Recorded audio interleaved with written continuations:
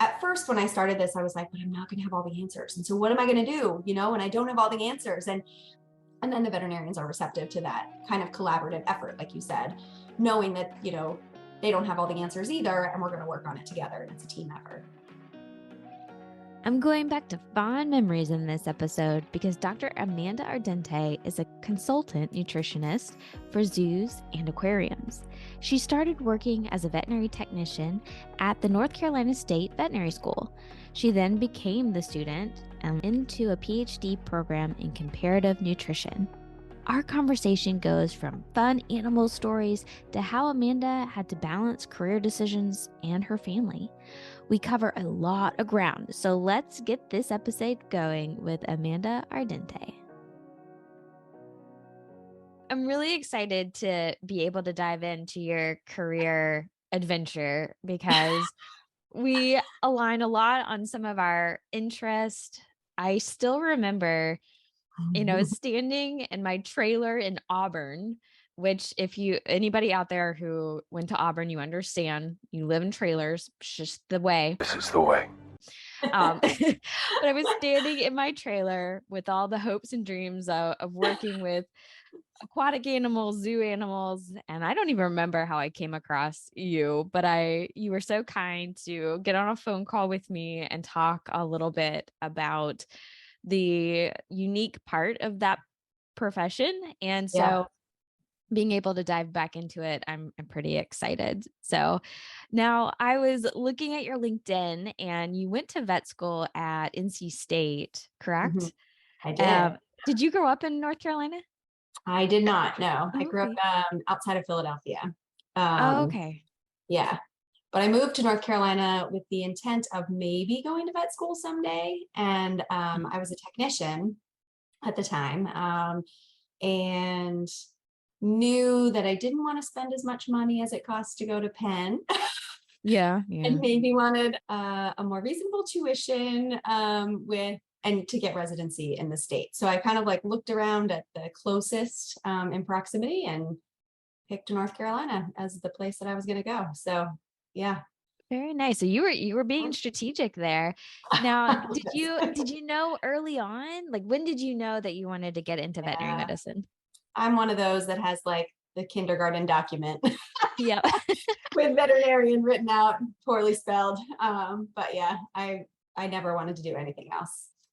I went the technician route because honestly, I was just scared of the schooling and the science and the math, shockingly enough, for what we do now in the nutrition world. But I wasn't sure that was going to be the right fit for me. So I went the technician route and I was like, I can be in veterinary medicine that way. And I loved being a veterinary technician. I loved the patient care aspect of it and really getting to hone in, on the patient. I was specifically interested in critical care. So again, just very excited and very into being sort of bedside, with that patient. But then when I actually worked at the vet school at NC State as a technician in the ICU, then worked alongside of the vet students. And I was like, hey, I might be able to do this. So Nice. let's give it a go. Yeah. Yeah. Oh, so that's really interesting that you were able to work with the students in the school before you actually became in their shoes. Yes. So once you were in their shoes, what was that experience like? What was it like for you going through vet school? I went through, I feel like a lot of, I guess most students probably do, a lot of personal metamorphosis, Yeah. I went through it all, the gamut. So got into vet school and thought that I for sure wanted to be an ICU clinician. That's what I knew as a technician. I saw the residents working, and I was just super, that's what I was going to do.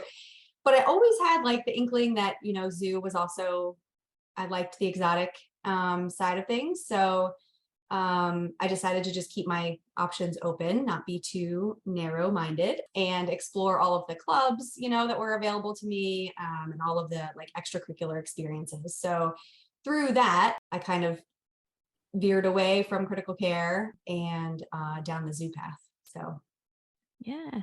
Yeah. Okay, so a little different for me. That was my original interest, and you kind Uh-huh. of picked it up along the way.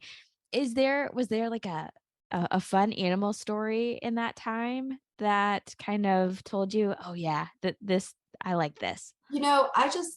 I love turtles. They're like Is that near your and dear thing? to my heart. Yeah, my thing. Nice. So, tortoises, turtles, sea turtles, it doesn't matter, all of those, guys. So, I started working with the NC State has a turtle rescue team, Uh-huh. under, Dr. Gregory Lubart, and I became just, like, obsessed with all things turtle related. So getting involved on those cases and, like, rescuing wildlife and being able to experience the, like, rehabilitation sort of that animal, fixing them up to the point where they were ready to be reintroduced. Yeah, it got me hooked. Yeah. They Mhm. are definitely a fascinating species. I've done some rescue rehab of turtles as well, and There's nothing cuter than a turtle eating. oh, awesome. Okay, so you got onto the zoo track there, Mhm. and so what was the transition out of vet school into this field? Because I know you did a PhD. Was that Yeah, after, during? Where did that come into? after, yeah. After. Okay. So once I knew that zoo was going to be more my focus, then it's all about like who you know, right? And Hmm. talking to people who are in the industry and what you have an interest in, right? So I just started talking to people and figuring out kind of the best course of action. And honestly, it seemed to be that zoo veterinarians, and I think it's still true, there are few opportunities out there and you have to kind of be willing to go where the jobs are, right? And Hmm. so family is important to me, and I knew I didn't want to be able to have to cast that big of a net, right? To find a job. So I was like, there has to be another way to get into this field without going the beaten path, right? Of internship, residency, zoo vet, right? So I'm going to go on a little bit of a tangent. So I met Dr. Lanahan. So he is an veterinarian who also was an astronaut. I ended up being in a car with him, taking him to an airport on a trip that I had as a student, an externship that I was involved in. And I just so happened to be in this car with him. And he's a fascinating person, right? Like any veterinarian who also then is in NASA, like that's pretty incredible. So I was like, I just want to pick your brain and find out like how you did these things, how did you get to where you are? Kind of like what you do Yep. right now, like how did you do this path? How did you come up with this path? He said the biggest piece of advice that I can impart is to find your niche in this profession, to find your thing, right? So like veterinarians are generally tasked with being like a jack of all trades, right? We're taught everything, every species, infectious disease, medicine, surgery, population medicine, individualized medicine, like it's all there, right? As our basis. And so he's like, so now you have a choice on how proceed, and you have to pick your thing and then you can make your impact. And I was like, oh, I love that idea and I need to figure out what that thing is. So it's funny, in the car, I was also with three other students. Two of them ended up becoming ophthalmologists who also they picked their thing and ophthalmology was their thing, and they do small animal and do zoo alongside of it. And the other went the path of aquatic veterinarian. So she did specialize, in just aquatics. So He anyway, was so with that was a that, very inspirational car ride. yeah, right. I know. Surprisingly, yeah. After that point, it just kind of got my wheels turning, right? And I was like, okay, so again, I don't want to have to cast that wide net and go wherever the jobs are. I want to be able to work though in this field, and I need to find my passion in that field. What's going to be my niche? Where can I make my impact? And then I was on a clinical rotation at the Sea Turtle Rehab Center on Topsail Island with Dr. Craig Harms, and had the experience of being able to figure out a nutritional based problem there with the sea turtles at this center. The issue ended up being something that was pretty simple. The diet that these animals were being prepared was that of filleted fish. And by taking out the bones. These turtles weren't getting the appropriate calcium intake that they needed. And so they had these inverse calcium phosphorus serum ratios that actually were leading to like delayed healing of their injuries. So it was like my eyes opened right at that point. It's like this moment, where it was like, I can do something impactful, right?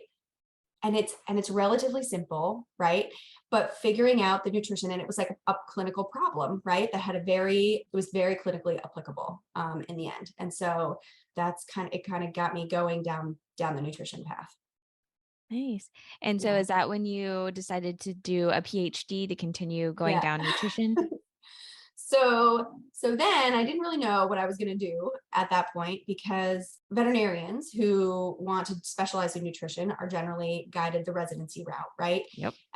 But that residency route is very much small animal focused. I wasn't sure that that was going to be the right choice for me. I wanted something more comparative. So I just went to meetings, Zoom meetings, nutrition meetings, and I talked to people about what's going to be the best option, what's going to make me competitive in this field.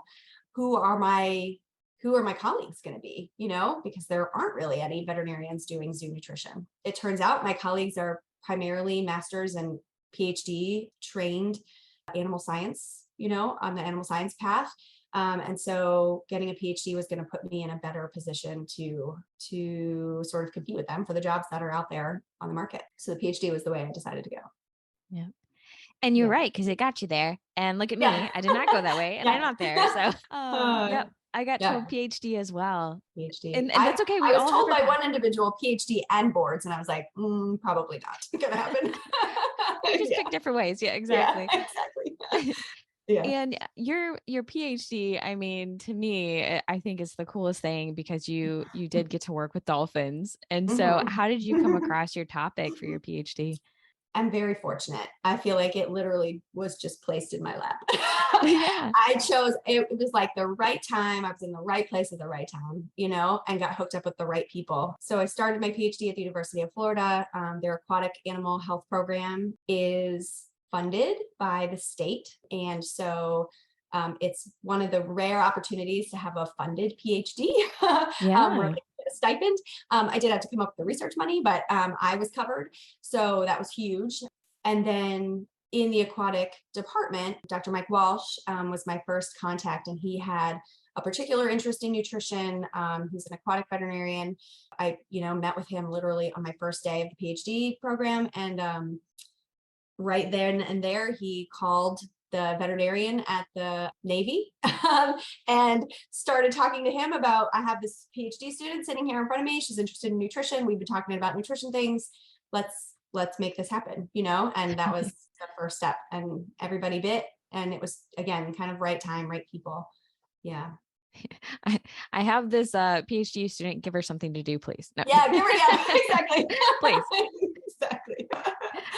And then I needed to convince the nutritionist at Florida to be my person, to be my primary mentor, because I needed to be guided by a nutritionist, right? Right. And so Richard Hill is the nutritionist at UF, and he is hard to win over, especially because his focus is not aquatics. So I did a lot of persuading, but eventually got him to bite. And I think he's pretty happy that he did. So. Oh, that's really cool. So what was so you were working with the Navy on a nutrition project for dolphins. Can you tell us a little bit about it? So dolphins under human care tend to develop a kind of kidney stone that dolphins in the wild, or free ranging dolphins, tend not to develop as readily. So as you know, a lot of kidney stones, urolithiasis, all of that is largely diet-based. There's a diet foundation, to that problem. My investigation was into what's different between the diet that they're eating in the wild versus the diet that we are feeding them under human care. And is there a connection between that diet and the development of these stones? I like that. When I was working in the zoo nutrition world, I was going through a residency that was focused on cats and dogs primarily, but there are a lot of comparative pieces to it. Oh, So yeah, it definitely. is, yeah, it's really exciting to have it's like a puzzle, right? You're It trying to is fit the totally puzzle a puzzle. together. It's very exciting. Mhm. Yeah. Yeah. Yeah. Well, very cool. So now you're a consultant and you get to work Mhm. with all sorts of zoos and aquariums across Mhm. at least the country. I'm sure internationally you've been able to help some different zoos as well. Going back to there are not very many veterinarians in this space. Mhm. I mean, even small animal nutritionists, there's not that many of us. Yeah. Right. So Mhm. do you find yourself feeling isolated at all? Or do you feel like you have a pretty good network? I think because the zoo nutrition community is so small, I've been able to network with those individuals, again, at meetings, different courses that I've taken in my postdoc at Disney. I was able to be under the mentorship of their nutritionist. And I think they're a very open group of people and very supportive and willing to provide their mentorship and through their different experiences. So I think I do feel really supported. It is isolating to work at home and be sitting in front of the computer and all day long and staring at spreadsheets. But when I have a question, I always have somebody to reach out to. If I want to talk through a problem that's just like circling in my head and I need to find a way out, I can reach out to any one of those individuals in my little niche community Yeah. and everybody will be willing to help. Yeah. The thing about zoo is a lot of times we are making things up as we go. Oh And I yeah. think we're all very interested to learn. And I think it makes it Yeah. a potentially very collaborative Yes. environment. Yes. Yes. And Yeah. definitely from the veterinarians, they know that there's most of them I feel like have some sort of awareness that there's a gap in their training, right, where they need the nutrition advice and expertise. And so they're welcoming, that input. And they also, at first when I started this, I was like, but I'm not going to have all the answers. And so what am I going to do? And I don't have all the answers. And then are the veterinarians who are bringing me in going to think, well, this girl doesn't know what she's doing? But I found that if I'm honest, right, about like, I don't really know about that because we don't really know about that, right? In this species, we don't really know. And so there's a lot of work that still needs to be done. If I'm honest about that and then use my resources to like pool together the information I can, the end product ends up being, something that helps move the problem in a forward direction. So, and then the veterinarians are receptive to that kind of collaborative effort, like you said, knowing that, they don't have all the answers either, and we're going to work on it together. And it's a team effort. Yeah. Yeah. They understand that answer of, well, we don't know that. We So know. Yeah. we can roll with that. Got Yeah. it. Well, very Exactly. cool.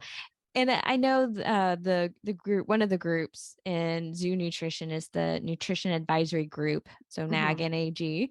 So if Yep. anybody is interested in looking up that group, they're Yeah. very fantastic. Their meetings are always fascinating.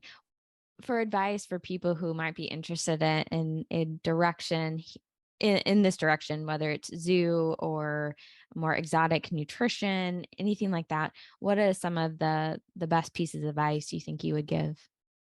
I think again, it's like it's all about the people, who are already doing it, and they've been there and they've gone down a path, and it might not always be the same path. And I think you can learn so much from talking to those individuals and how they got to kind of where they are now. So going to those meetings, they're cheap student memberships, that you can be a part of and have the opportunity to be in the room with these, brilliant minds and people who have gotten to where they want to be and be that person who asks a lot of questions like Megan did and like I did, Yep. and don't be shy. I think that's kind of the biggest thing too in this small field. You can't be a wallflower and get to where you need to be. So I think you have to put yourself out there and be willing to do so. Yeah, I think that's a good piece of advice for many areas and just Yeah. life in general is don't be afraid to talk to people. Be curious seems to be my motto right now. So, Yeah. Be curious. Yeah, but yeah. exactly. Right. Do you have like a fun story that I mean you've got to have like a gazillion fun stories with all different species, but is there one that just kind of stands out that would kind of explain some of the things that you get to do? mean, I've had some pretty fun experiences along this path. Everything from, being able to be on a boat while on my PhD. Like people joke that, I had the most fun PhD because essentially I fished for my PhD. I went out on a boat a lot of the summer and caught fish that the dolphins, were eating. That was always a great adventure and time, doing these big purse seine nets and dumping them out on this boat and collecting the fish that I needed, but also getting to see all the, and doing these research surveys of the Sarasota Bay. It was an awesome experience. And then being able to go to these facilities that have dolphins and work with their veterinarians. I've traveled to Atlantis a couple of times during my PhD to work at Dolphin Cay. They have a population of dolphins there that had some health issues, and I was working again with Dr. Mike Walsh and troubleshooting their nutrition for that purpose. So getting to go to a beautiful island, a beautiful resort, that's pretty awesome. That's in the Bahamas. It is gorgeous. Yeah. Gorgeous. Mm-hmm. Yeah. I got the opportunity to go over. So people I met, actually, again, all about who you know and network with and talk to. People that worked at Atlantis went over and then worked at the Singapore aquarium. So I got to go over there and work with them on their dolphin population and their nutrition, but then was able to kind of get into their aquarium exhibit and snorkel with the manta rays. I mean, that's pretty awesome. and a little terrifying because they're so giant. Yeah. So I've had, again, like some fun experiences that this position has afforded me. Yeah. And then, research projects, again, continuing along that path at Disney, I was able to work with rhinos and looking at rhino poop. So I played a lot in big piles of rhino poop, yet not so glamorous part of the job. Yeah. So yes, if you're a small veterinarian out there and you think you've got poop problems, wait until it's a rhino. Yeah, exactly. Wait until you're playing in a pile of rhino poop. So, cool. Yeah. Do you ever come across people who struggle with the idea behind aquariums and zoos? I think being a zoo vet, you get a very unique perspective into the world of these animals and especially in captivity. So do you get a lot of those types of concerns and questions, and how do you respond? That's a good one. It's a hard, I know. It's real hard. Yes. So I would say I thankfully, because I'm on the sort of back end and I, work with the teams that are actually on site, they're having to deal with these questions a whole lot more than I am. So, but I think these animals, we are so fortunate to be able to have them, to be able to learn from them, observe them. I know my kids have seen things that they would never be able to see, right? In probably their lifetime, some of these animals that they've gotten to experience. And I think that that's invaluable for connecting us who are so far removed from our natural world with the natural world that's really out there, right? I think without them, there would be an even bigger disconnect between, us and all of the other beings that inhabit this planet. And so I think they have a place, right? And the people that are working at these facilities, I know there's a lot of controversy out there about our intent and all of that. And across the board, everyone's heart is in the right place, right? For these animals, that are working in a reputable aquarium or zoo, everybody is out for the best interest of that animal, for the individual animal and the long-term health and welfare of that individual. If you have that passion and that genuine sort of selfless interest behind it, yeah. So I think it's tough. And I go back and forth sometimes. I will freely admit that there are times where I'm like, is this the right thing to be doing? Or should we have the bigger species in these exhibits? But again, I think in the end, probably some of these species are going to be around for a long time, right? And again, my kids are probably never going to, I don't know, potentially never see a black rhino, right, in the wild. And so if they get to appreciate and experience this amazing species, I don't know, I think it's a pretty special thing. I have seen people get just as connected and close and emotionally attached to these animals as I have with cats and dogs. 100%.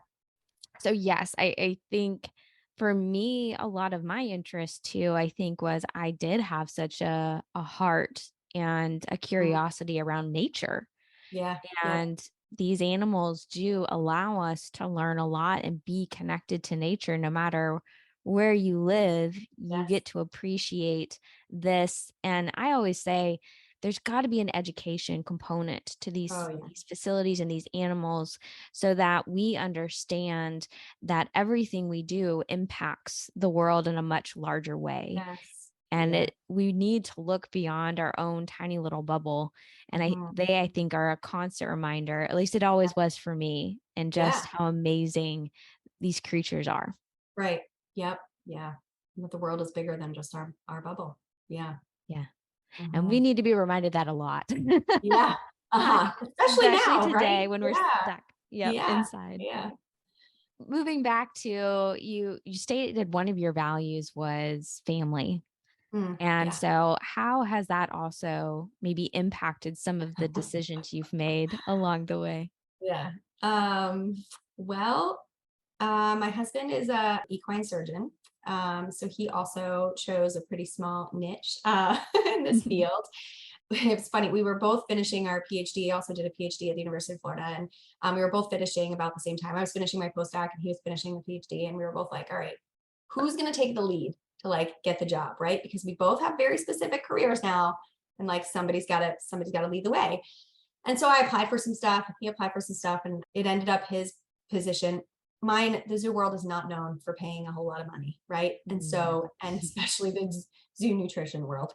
So his path was going to be the one who led us to some financial stability, to be perfectly honest. So we were like, okay, you've got to be the one to take the lead. I had to then figure out what the heck I'm going to do, you know? So you take the lead, and now we live wherever your job is. And so how am I going to make this happen for me?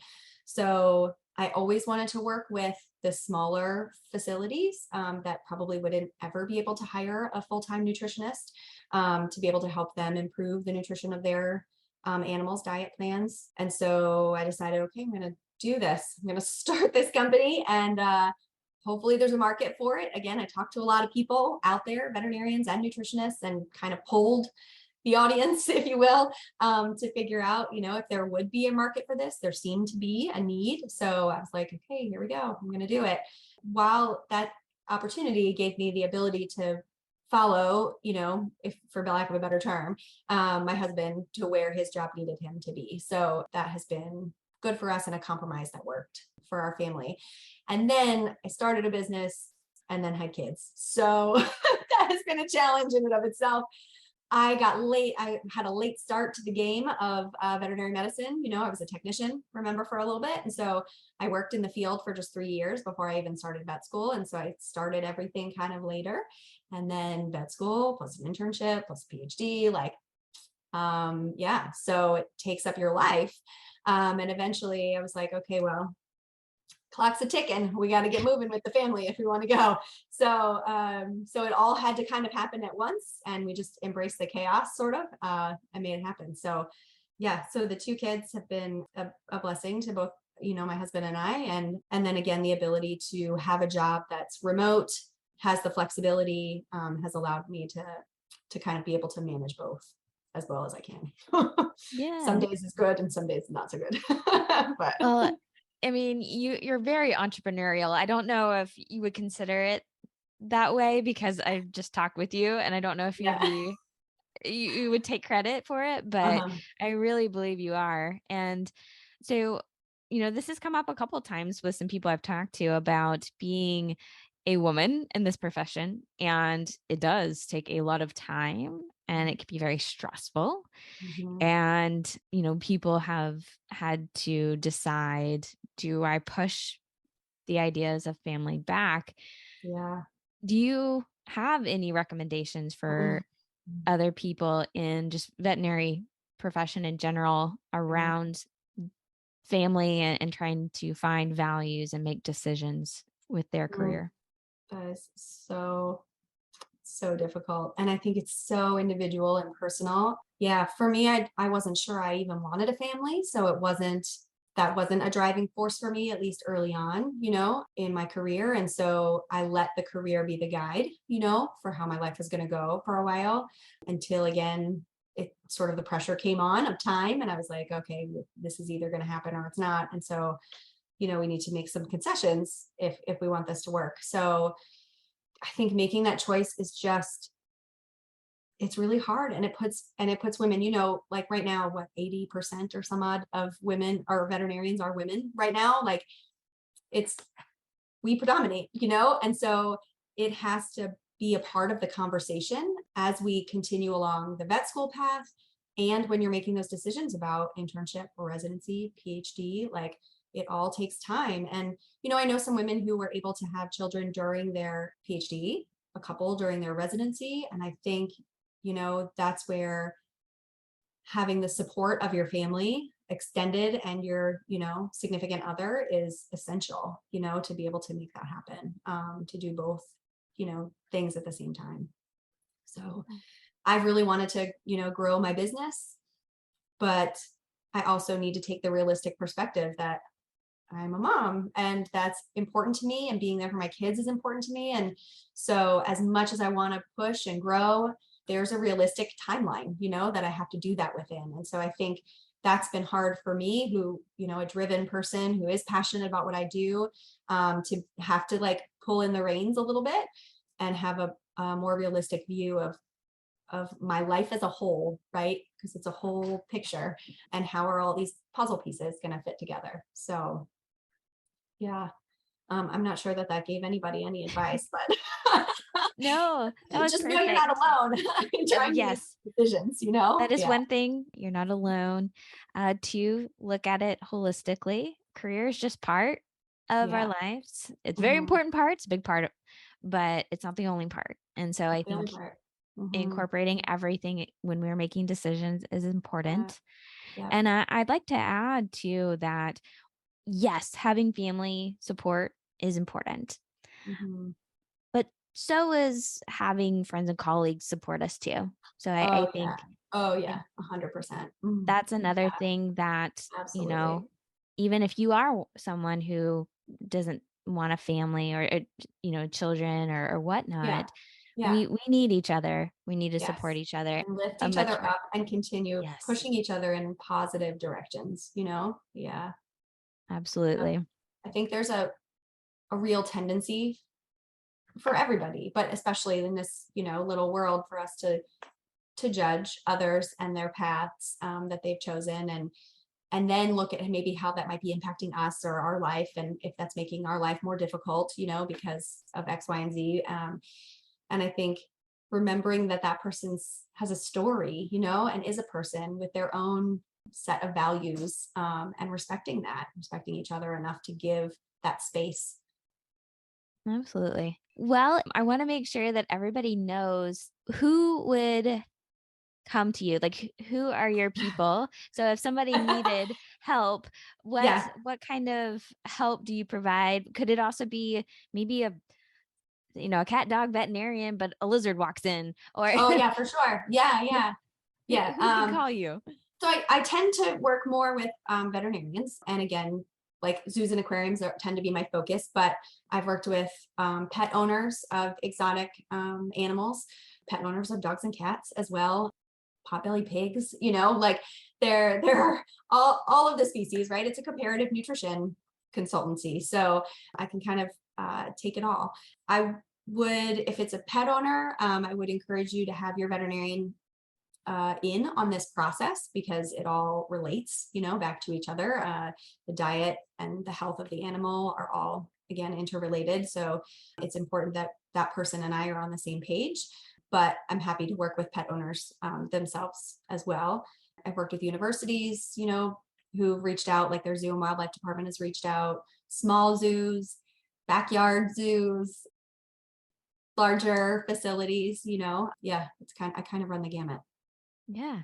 And I think we talked about this. I definitely see a growing interest in having pets of different species. So I'm sure veterinarians will appreciate knowing that they have resources when Yes. something a little bit different walks in the door. So Yeah. Yes. Yes, for sure. Well, Yeah. fantastic. So just reach you on your website? Yeah. Okay. Yep. The website's a good spot. Provides my phone number. There are forms that you can fill out there to provide more of the diet history and animal history. And then always, you can contact me via email on that website. Fantastic. Well, I'll make sure to link all of that in the description below so people know how to reach out to you. So Awesome. final 4 questions. I'll give you a moment to breathe just before, Okay. these are hard pressing questions. All Here we right. go. Oh, so the first one is, what is something that people get wrong about you? Oh, I have a very extroverted side, but I also really enjoy my time and I do have an introverted side. And so I think, how do you put it? Like the term, like the being on, I'm pretty good at Yeah. like being on when I need to be on, but then I do need that downtime and breather time to kind of regroup. I'm a bit of a mix between the introvert and extrovert. Yeah. I think they call it ambivert. I'm the same way. Oh, I like that word. Yeah. It's kind of cool. Yeah. Yeah. Nice. Totally get that one. Mhm. All right. And what is maybe a hidden skill or interest that you may have? Oh, interest, I guess. I really enjoy being active, working out, running, and like cross training sort of classes, being outside in general, hiking, mountain biking. We're very an outdoorsy family. So Brilliant and active family. You get the whole rounded there. And what's something on your bucket list? Oh, I'm going to say this and I'm getting ready. I don't know. Yeah, get ready. So I've always wanted to go on one of those shark dives off of Cape Town, South Africa, like diving with great white sharks. Like Yeah, that's on the bucket list, like in a cage. Oh yeah. Nice. Although now I'm like more fearful than I used to be. Like as you age, I think you tend to like think about these things and you're like, is that the smartest move? That's really smart. So yeah. But I think it's still on the list. It's still there. All right. We'll get you on Nat Geo Wild or something. Yeah. Like, put her in the cage. Yeah, throw her in the cage. Nice. And finally, what is something you're most grateful for? I'm going to be probably redundant, but I'm going to say my family, having a supportive husband and these kids that really do like bring light to my day every day. Yep. And the support of my parents, my sibling. Yeah. Having a good close network of extended family too. Thank you for diving into another episode of the Vet Life Reimagined podcast with me, Dr. Megan Sprinkle. I have quite a few exciting guests to bring you in the queue, so make sure you hit that follow and subscribe, and I'll be here for you next week.